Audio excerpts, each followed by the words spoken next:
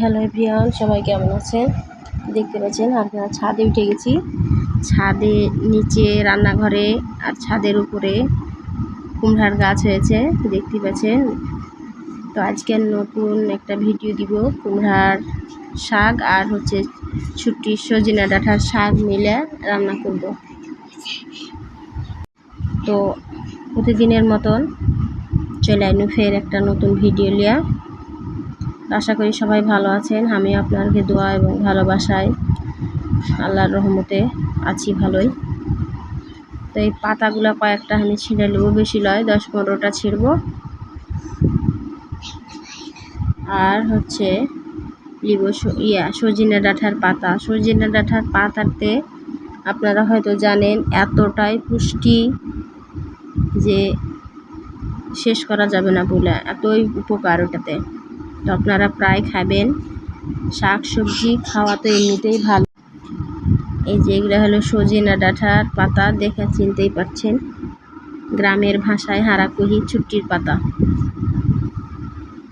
তো এগুলা দুটা ডাল কাটুন, ছোট ছোট ডালগালা রাস্তার দিকে চলে যাচ্ছিল, মানুষের যাওয়া আসার অসুবিধা হবে, সে লেগে দুটা ডাল কেটেছি ছোট ছোট, ওতেই হয়ে যাবে। দিয়ে সুন্দর করে জিরি করে দুটা শাক একত্রিত করে জিরি করে কাটা এখন ধুয়ে নেব। একবার ধুয়া হবে না, ওকে দুবার ধুতে হবে, কারণ বালু টালু থাকতে পারে, সে লাগে দুবার ধুয়ে নিছি। দেখতে পাচ্ছেন ভালো করে শাক না ধুলে কিন্তু দাঁতের তলে তখন বালু পড়বে, তখন আর ভাল লাগবে না, বিরক্ত হবে সবাই, সে লেগে দুবার ধুয়ে নিছি। ধোয়ার পরে তখন চলে যাব রান্নাঘরে রান্না করার লাগে। তো আপনারা আর ভিডিওটা অবশ্যই শেষ পর্যন্ত দেখবেন আর সুন্দর সুন্দর কমেন্ট করে জানাবেন আমার ভিডিও কেমন লাগে, আর একটা লাইক করে দিবেন। আর যারা নতুন বন্ধু তারা অবশ্যই সাবস্ক্রাইব করতে ভুলবেন না। আপনারা যদি কমেন্ট করেন, পাশে থাকেন, তাহলে আমি আরও নতুন নতুন ভিডিও দিতে পারবো, আগ্রহী হব, সাহস পাবো। তো এই যে চুলাতে দিয়ে দিয়েছি শাক, এখন 2 চামচ লবণ দিয়ে দিন,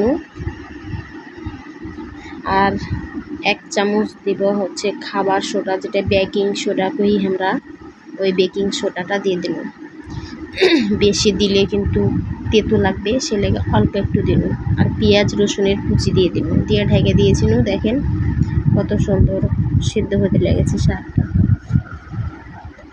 শাকটাকে ভালো করে সিদ্ধ করে তখন তেলে ফেলবো। প্রত্যেকটা শাকে যদি রান্নার আগে পেঁয়াজ বা রসুন পেঁয়াজ রসুনের কুচি দেওয়া যায়, তাহলে কিন্তু ভালো লাগে খাইতে, বেশি স্বাদ লাগে। রসুনের পরিমাণটা বেশি দিতে হবে শাকের থেকে, রসুনের পরিমাণ দিতে হবে পেঁয়াজের থেকে বেশি, রসুনেরটা। এখন আমি শাক সিদ্ধ হয়ে গেছে, এখন শুকনো লঙ্কা ভাজা নিয়েছি, ভাজা তুলে নিয়েছি, আর এখানে পেঁয়াজ রসুন কুচি দিয়ে দিয়েছি। সুন্দর করে ভাজা নিব, ভাজা লিয়া তেলে ফেলবো। মেলা দিন থেকে শাক খাওয়া হয়নি, সে লেগে আজকে শাক রান্না করতে লেগেছি। তো হয়ে গেছে এটা, এখন তেলে ফেলে দিব। দেখতে পাচ্ছেন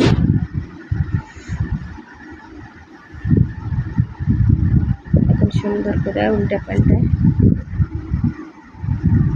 একে পেঁয়াজ রসুনের কুচিগুলো সুন্দর করে যাতে একত্রিত হয়ে যায়, মিশ্রণ হয়ে যায়, সে লেগে একটু ভালো করে লাড়বো। আর এই যে শুকনা ঝাল ভাজে দিয়েছি, সামান্য একটু লবণ দিয়ে একে ভালো করে কুচলে তখন ওর মধ্যে দিয়ে দেবো। এভাবে দিলে ঝালটা বেশি বাড়ায়, খাইতে ভালো লাগে।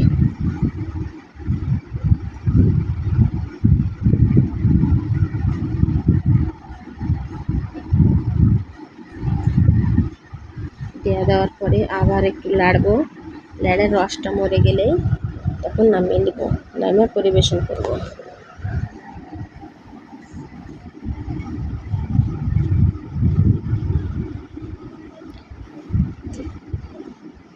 আর ভিডিও কেউ দেখে না বন্ধুরা, এডিট করতে পারি না, তো অরিজিনাল ভিডিও দিই, সে লেগে কেউ আর ভিডিও দেখে না। তো যাই হোক, কি আর করার, কপালে যা আছে তাই হবে। তো এখন ভাত নিয়ে নিল। আজকে তরকারি সব নিরামিষ বললেই চলে। এখানে আছে মাসকালাইয়ের ডাল, মানে কালাইয়ের ডাল, আর তারপরে আছে শাকের ভাজি, আলুর ভর্তা, ডিম ভাজি। আজকে মাছ মাংস নাই, রান্না করিনি। প্রতিদিন মাছ মাংস খেতে ভালো লাগে না, সে লাগে আজকে একটু অন্য খাবার। গরম ভাতে এই শাক এত সুস্বাদু লাগে, খেতে ভালো লাগে। একবার শুধু ট্রাই করে দেখবেন, বারবার খেতে মন যাবে।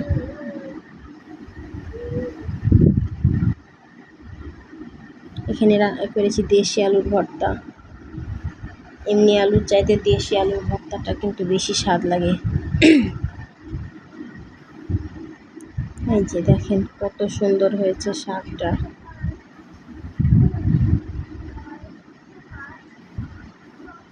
জাস্ট অসাধারণ হয়েছে শাক খেতে। আপনারা একবার হলেও ট্রাই করে দেখবেন।